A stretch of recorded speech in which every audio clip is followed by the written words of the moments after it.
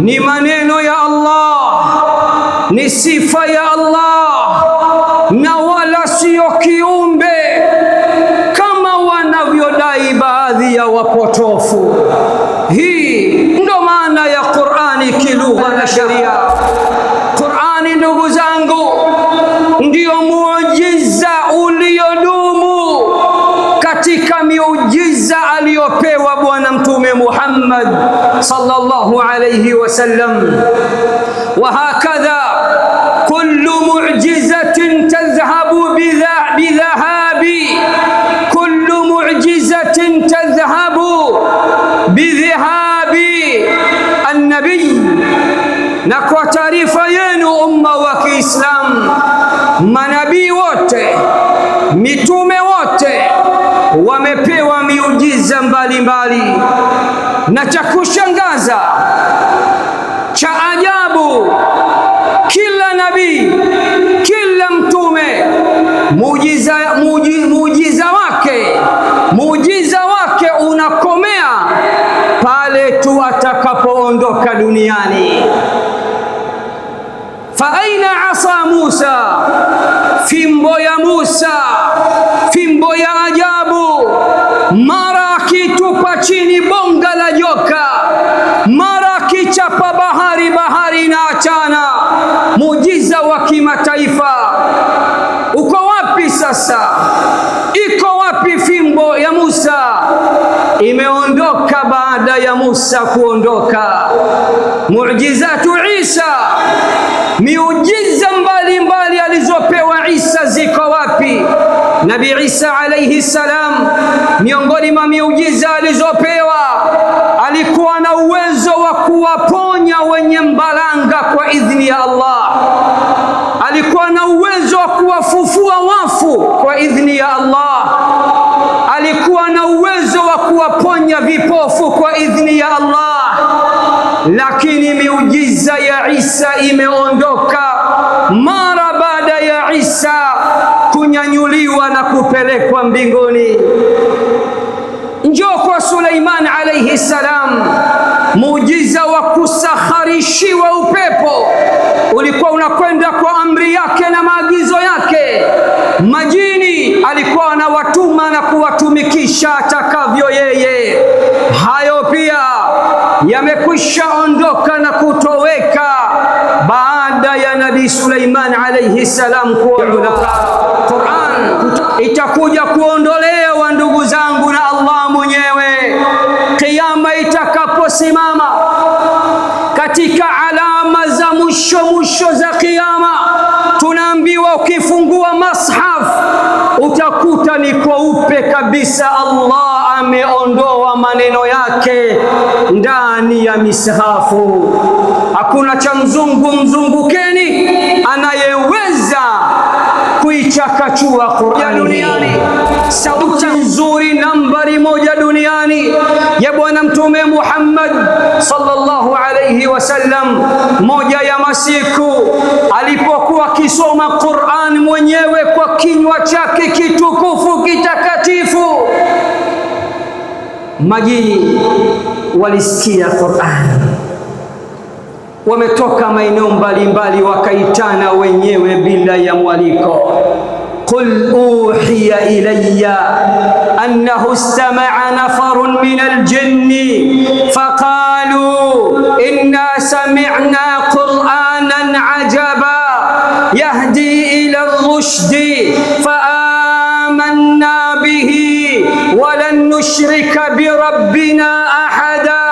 Sema, ewe Muhammad, nimeletewa wahi ya kwamba wakati unasoma Qur'an, kundi katika majini lilikuja kusikiliza kisomo chako.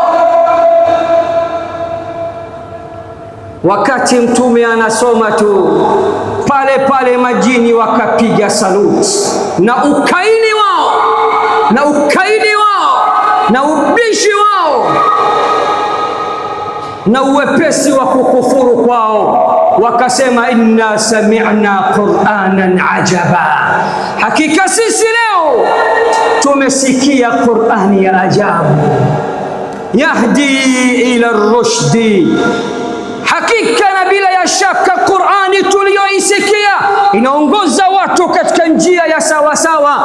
Fa amanna bihi, sisi kuanzia sasa tumekwisha iamini hii Qur'ani. Papo hapo nenda katika suratul Ahqaf, Allah ametoa picha majini walivyokuja.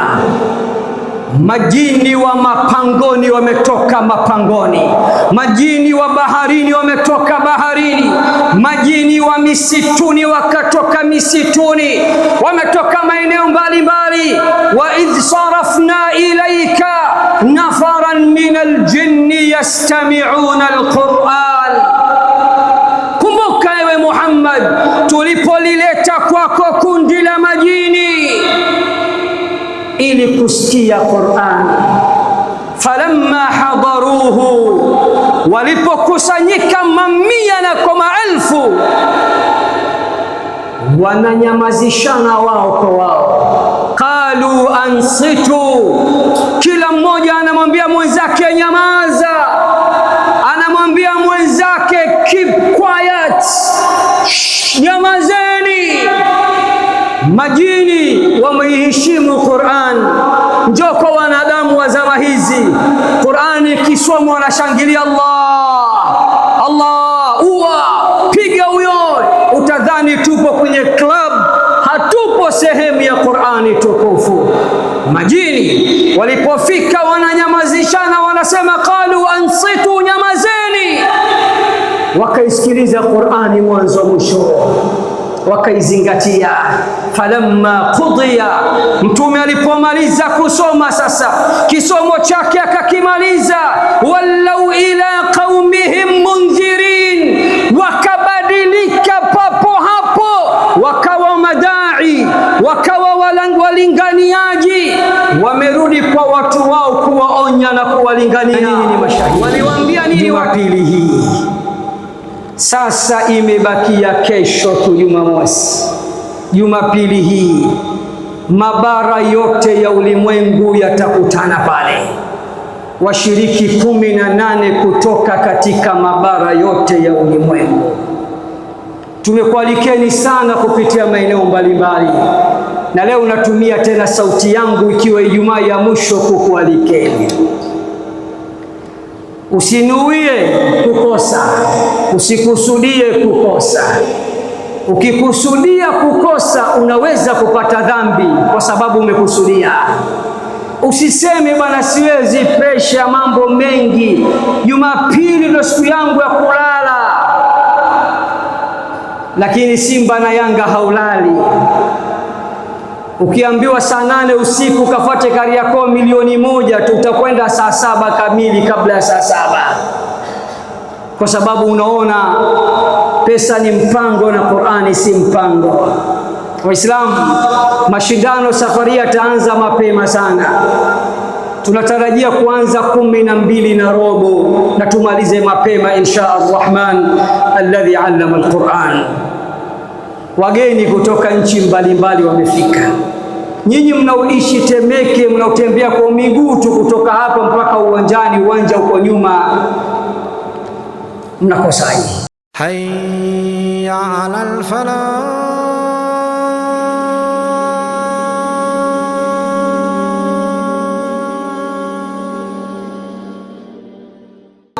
Anwani ya khutba yetu ya leo inatuambia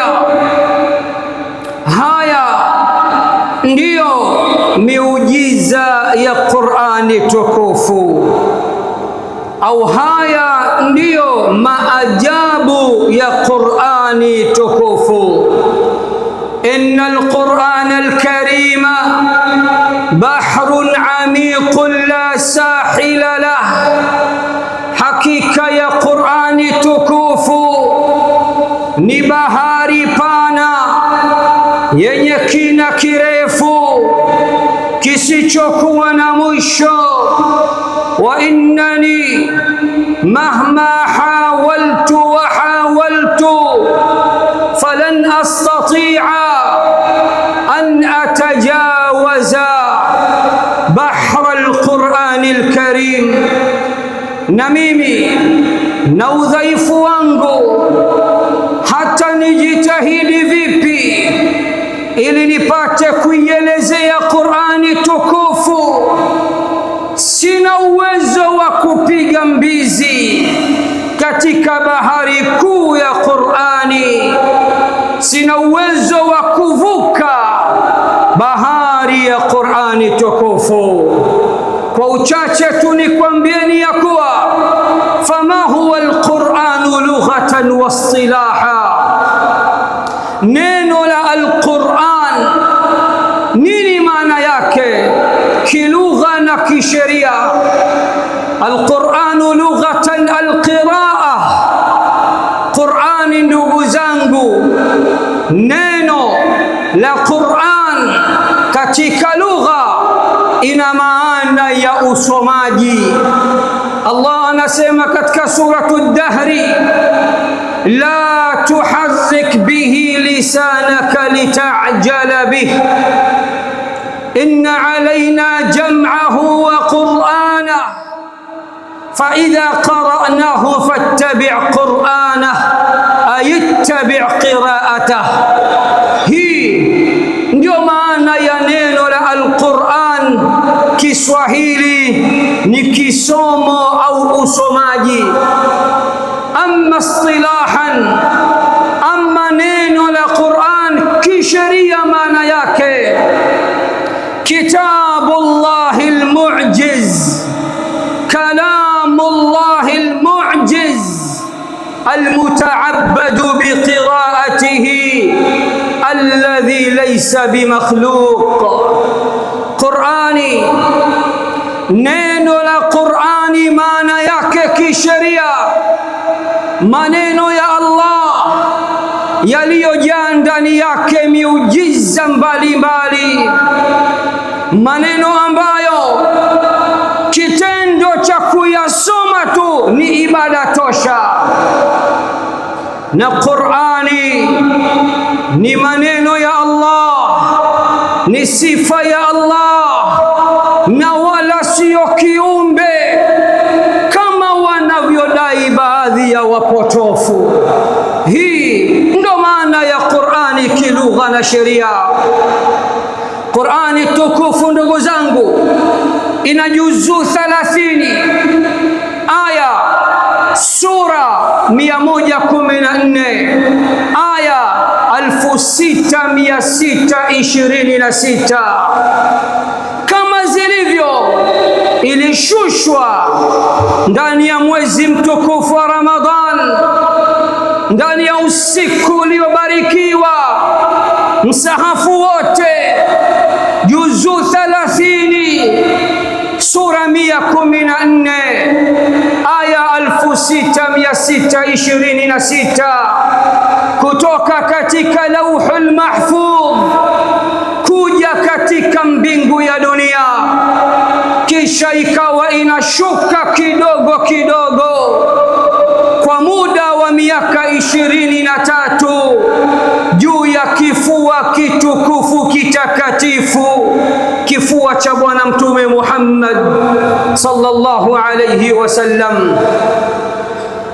Qur'ani tukufu ndugu zangu, wal Qur'anul Karim huwa mu'jizatu Muhammadin sallallahu alayhi wasallam al-kubra.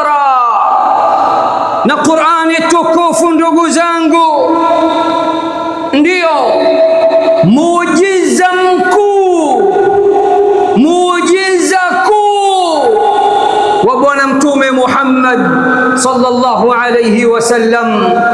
Ukienda katika vitabu mbalimbali vya fani ya Qur'an, pia Qur'ani huitwa mu'jizatu sayyidina Muhammadin sallallahu alayhi wasallam al-khalidati al-mukhallada.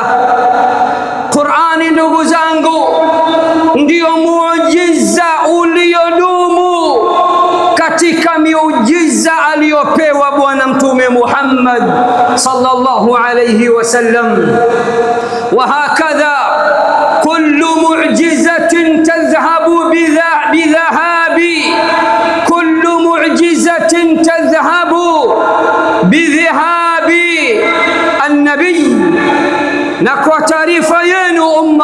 Waislamu, manabii wote, mitume wote wamepewa miujiza mbalimbali, na cha kushangaza cha ajabu, kila nabii, kila mtume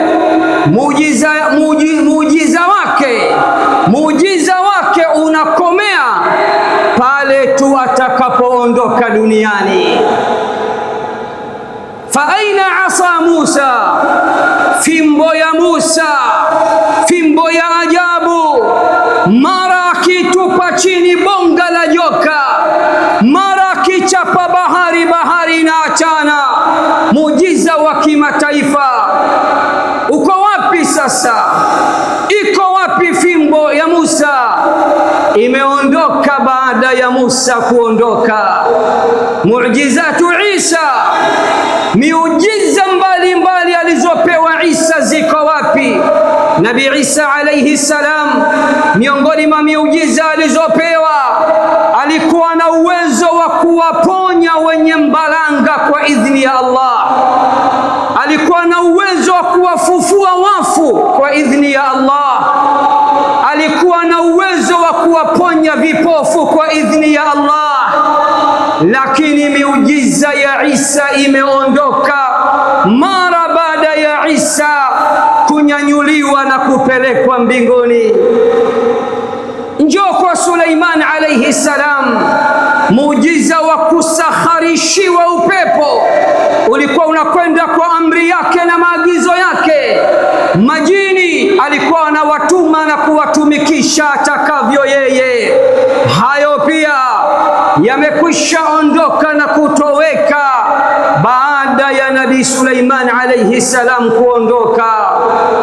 Kutokana na uchache wa muda wa khutba, sina uwezo wa kukutajia au kukuletea kila muujiza wa nabii, lakini wewe unajua ya kuwa manabii wote walikuwa wana miujiza mbalimbali, na miujiza yao imeondoka baada ya kuondoka kwao. Hata mtume wetu Muhammad sallallahu alayhi wasallam amepewa miujiza mbalimbali. Katika miujiza alizopewa, akifanya vidole hivi vinatoa maji. Mate yake yalikuwa ni baraka. Alimtemea Ali katika jicho lake lililokuwa linauma, likapona tit for tat. Amefanya mengi. Jasho lake Ummuhani alikuwa akiuza, ilikuwa ni ina harufu nzuri kuliko perfume au udi au miski. Vyote vimeondoka baada ya kuondoka kwake, lakini muujiza wa Muhammad uliobaki, unaowaumiza vichwa mpaka leo maadui wa Muhammad, ni Al-Quranul Karim. Muujizatu Muhammadin sallallahu alayhi wasallam al-khalidati al-mukhallada, muujiza kuu wa Bwana Mtume Muhammad sallallahu alayhi wasallam uliodumu, utaendelea kudumu kwa sababu Allah kataka mwenyewe. Nenda katika suratul Hijri aya nambari 9, sikiliza commitment ya hali ya juu ya Allah: inna nahnu nazzalna dhikra wa inna lahu lahafidhun, hakika ya sisi. Na mkisikia Qur'ani inatumia nuni ya wingi, sisi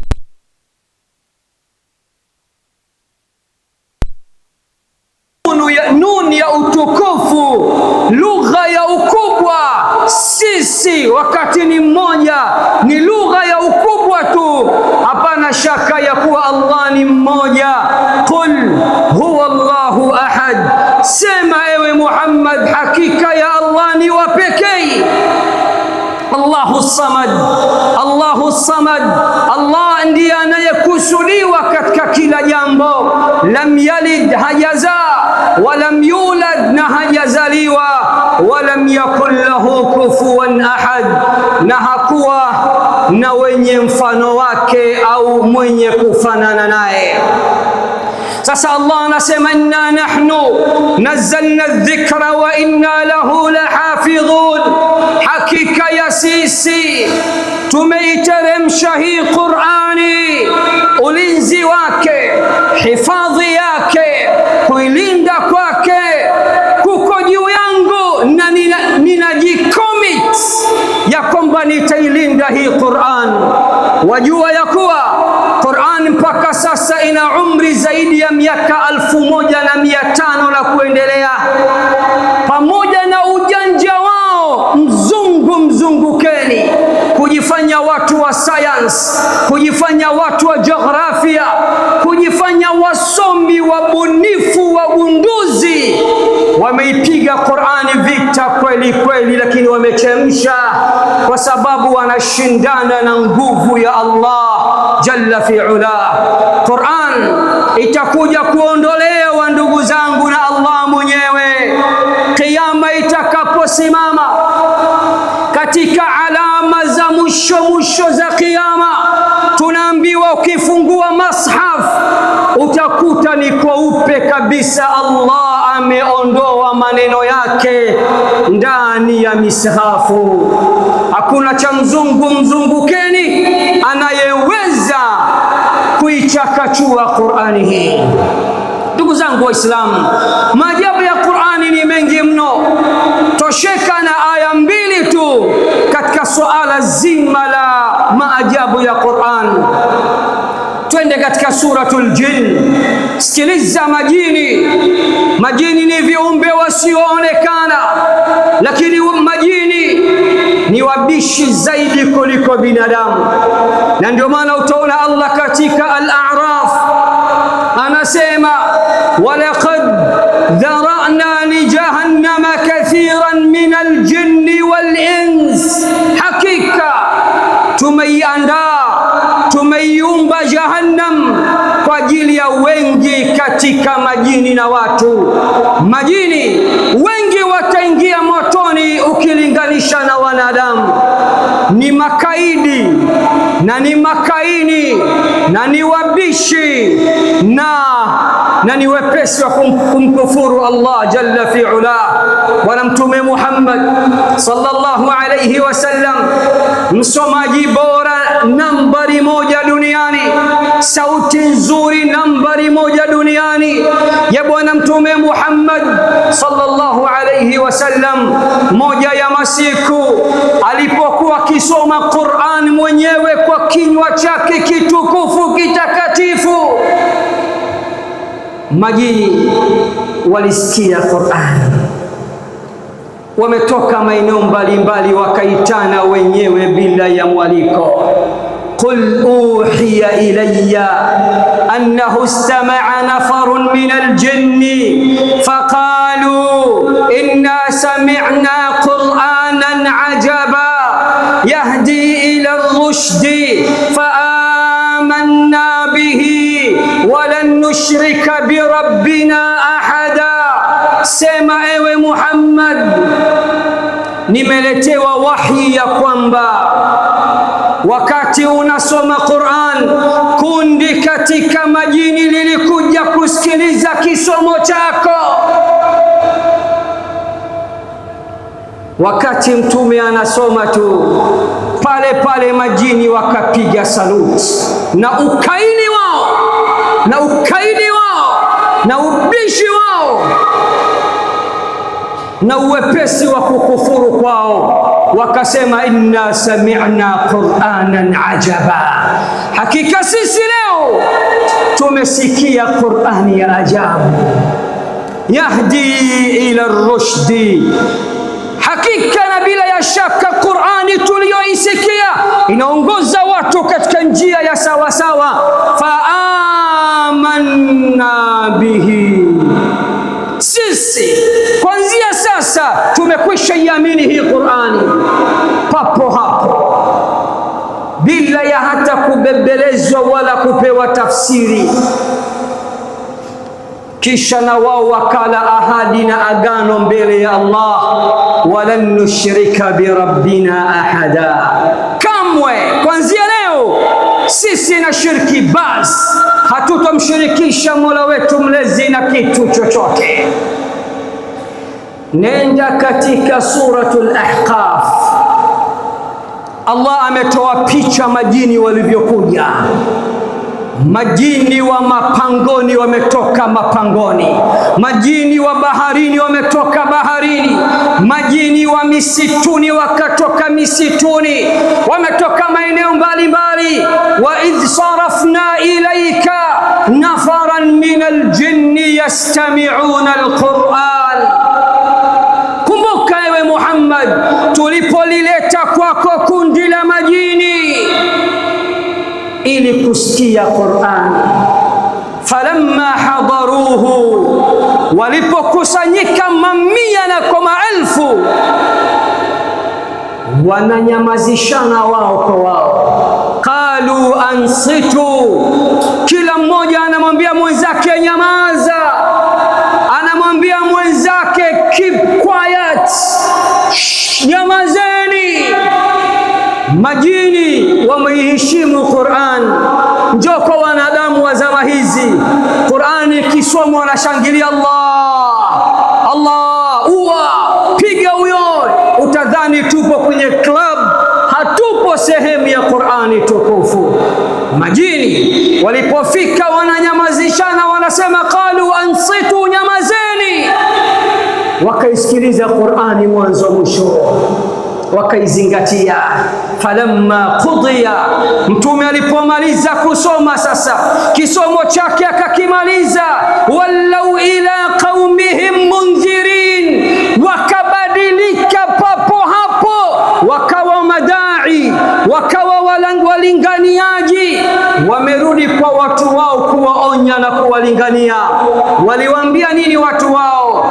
Kipi sasa kilichotokea na yapi yaliyojiri? Aqulu ma tasma'un wastaghfirullaha li wa lakum fastaghfiruhu innahu huwal ghafurur rahim wa huwal barrul karim.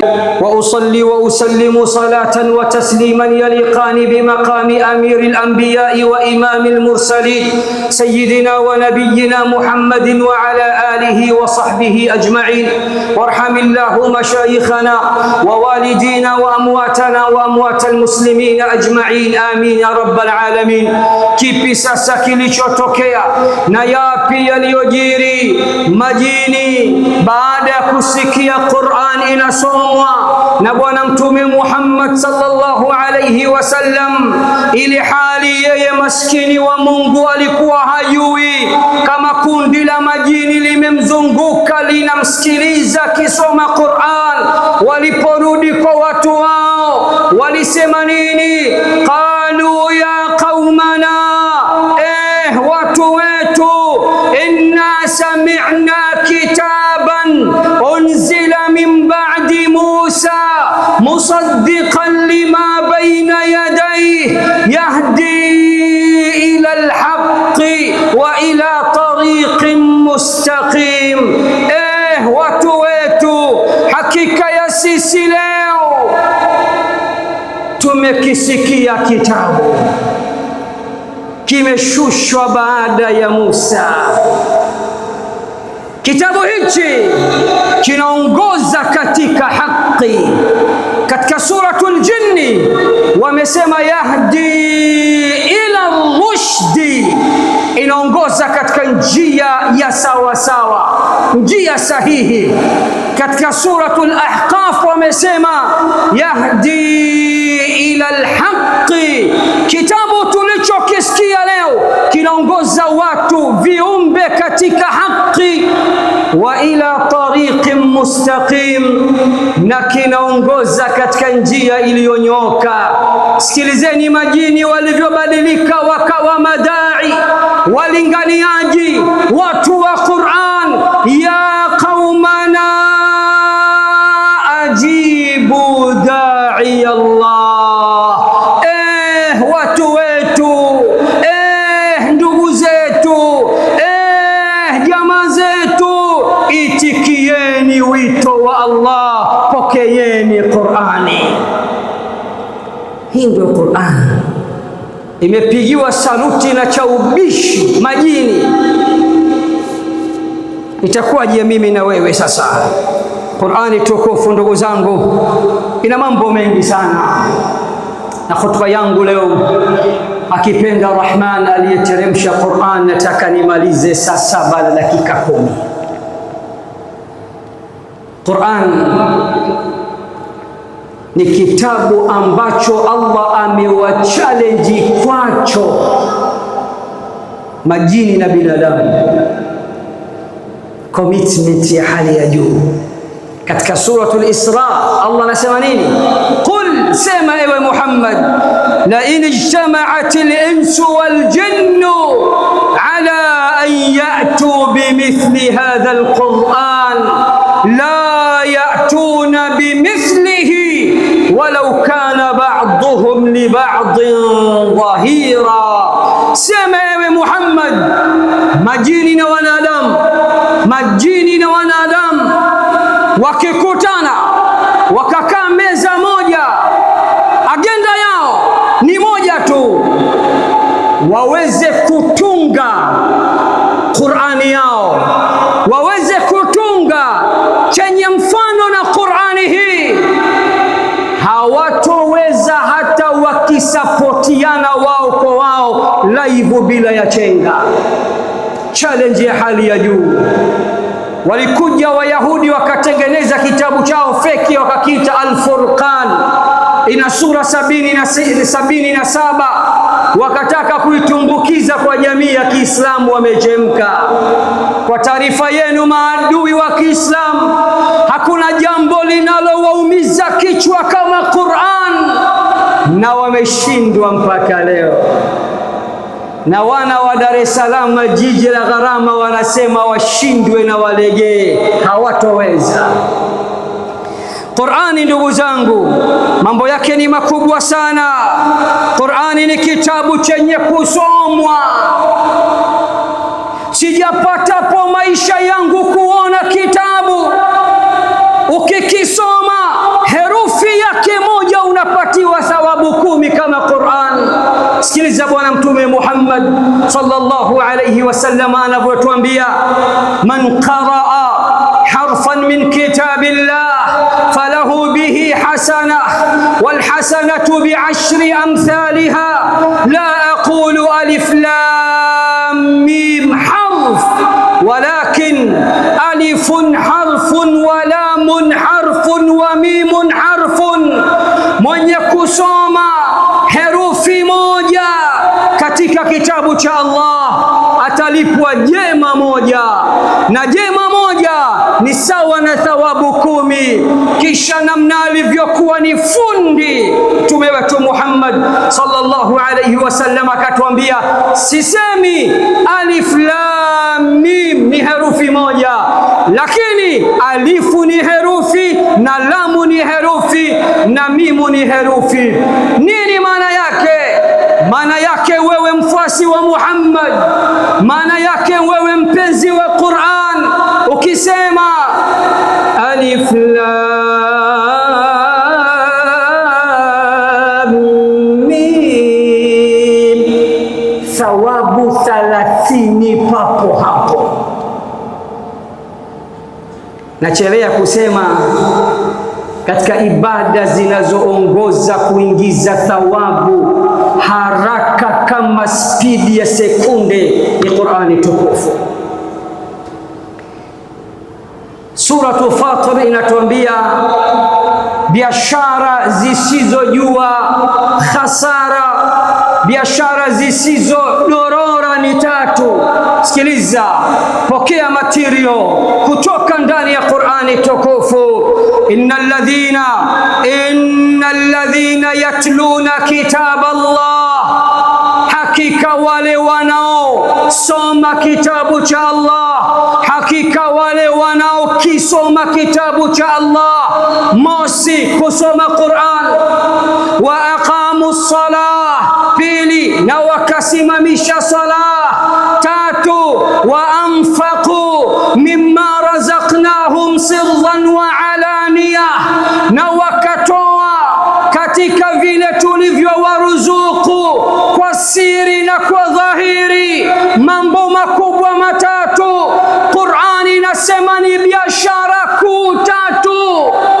Biashara hizi ni baina ya kiumbe na muumba, biashara isiyojua hasara, biashara isiyojua shoti, biashara isiyojua kudorora,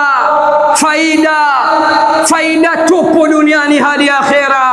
Biashara ya kwanza kusoma Qur'an, biashara ya pili kusali sala tano, biashara ya tatu kutoa katika vile alivyokuruzuku Mola wako kwa siri na kwa dhahiri. Allah anasemaje? Yarjuna tijaratan lan tabur, hao ndio wanaotarajia biashara isiyojua hasara, biashara isiyodorora. Liyuwaffiyahum ujurahum, na siku ya Kiyama ili apate kuwalipa malipo yao kamili. Wayazidahum min fadlih, na awazidishie katika fadhila zake. Innahu ghafurun shakur. Hii ndio Qur'ani tukufu, ndugu zangu Waislamu, ni kitabu chenye kusomwa. Allah anasemaje? Faqra'u ma tayassara min alquran, someni kilichokuwa chepesi kwenu kutokana na Qur'an. Bali Mtume Muhammad kaambiwa kusoma Qur'ani kwake ni lazima. Nenda mwishoni mwa suratul Namli, msikilize Allah anasemaje? Wa umirtu an akuna minal muslimin wa an atluwa alquran. Sema Muhammad, nimeagizwa, nimeamrishwa niwe miongoni mwa Waislamu na nisome Qur'an. Ni kitabu ambacho kikisomwa tunalazimika, lazima tunyamaze, tuisikilize. Al-A'raf inasema wa idha quri'a al-Qur'anu fastami'u lahu wa ansitu la'allakum turhamun. Qur'ani itakaposomwa isikilizeni na nyamazeni ili mpate kurehemewa. Qur'an ni kitabu ambacho kinahifadhiwa. Al-Ankabut inasema bal huwa ayatun bayyinatun fi suduri alladhina utul ilm, bali hii Qur'an ni aya zilizo waziwazi zilizohifadhiwa katika vifua vya wale waliopewa ilmu. Kama hili halitoshi ndugu zangu, Qur'ani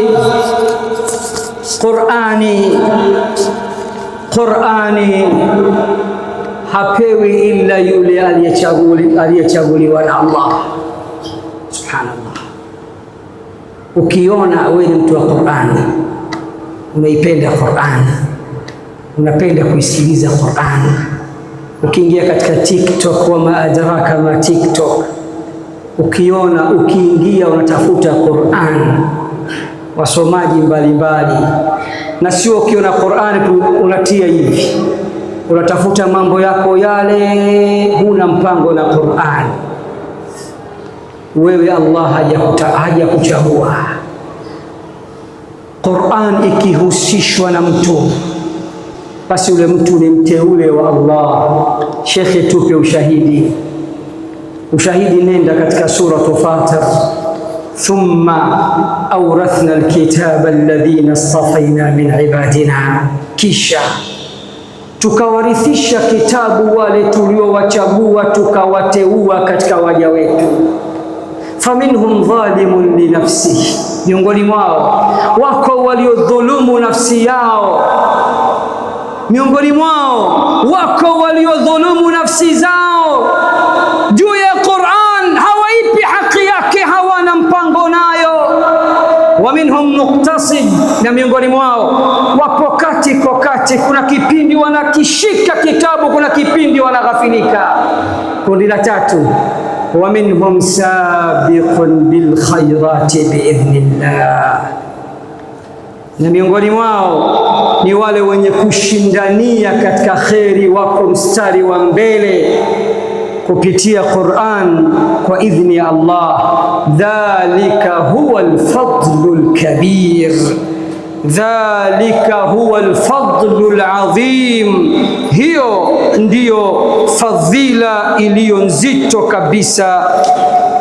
Dhalika huwa alfadlu alkabir, hiyo ndiyo fadhila iliyo kubwa kabisa. Nataka nihitimishe nikwambie, Bwana Mtume Muhammad sallallahu alayhi wasallam anatuambia abshiru, abshiru, pateni habari njema, fa inna hadha alqur'ana tarafuhu biyadillahi wa tarafuhu biaydikum fatamassaku bihi fa innakum lan tadillu wa lan tahliku ba'dahu abada. Pateni habari njema, kwani hakika ya Qur'ani hii ina ncha mbili tu. Ncha yake moja ipo kwa Allah, ncha yake moja kaishikilia Allah, ya pili shikilieni nyie.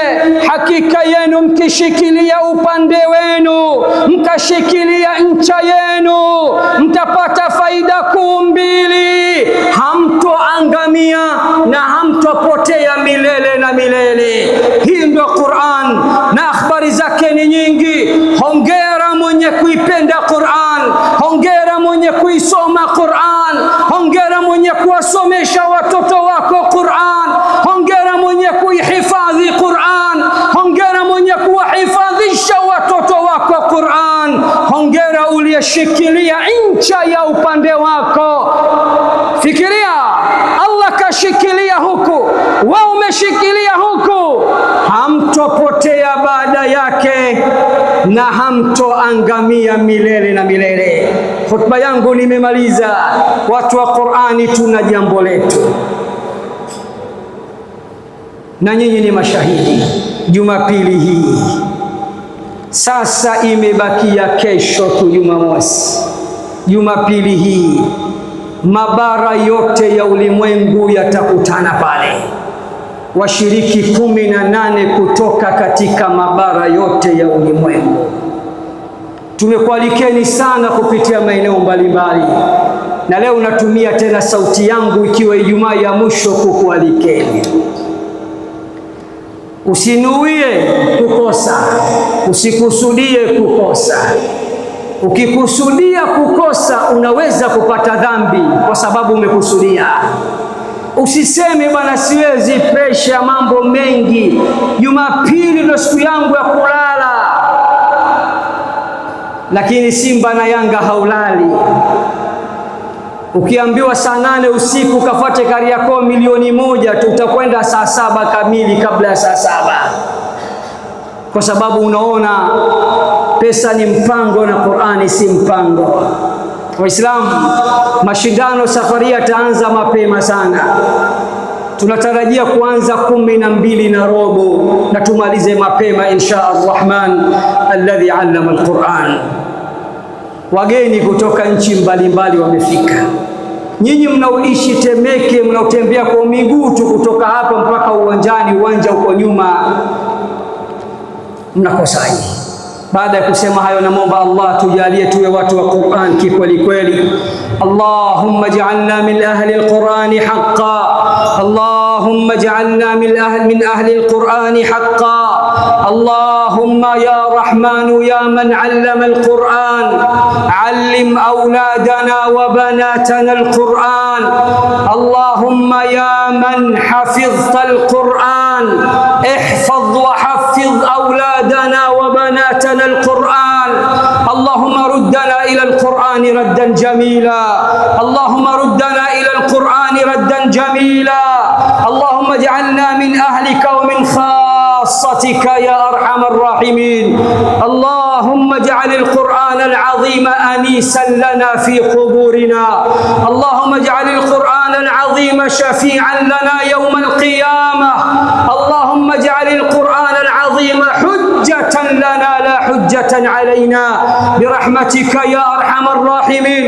ربنا تقبل منا إنك أنت السميع العليم، وتب علينا إنك أنت التواب الرحيم. اللهم جملنا بالعافية والسلامة، وحققنا بالتقوى والاستقامة، وأعذنا من موجبات الندامة. اللهم صل وسلم على سيدنا محمد وعلى آل محمد كما صليت على إبراهيم وعلى آل إبراهيم، وبارك اللهم على محمد وعلى آل محمد كما باركت على إبراهيم وعلى آل إبراهيم في العالمين إنك حميد مجيد. سبحان ربك رب العزة عما يصفون، وسلام على المرسلين، والحمد لله رب العالمين. حي على الفلاح.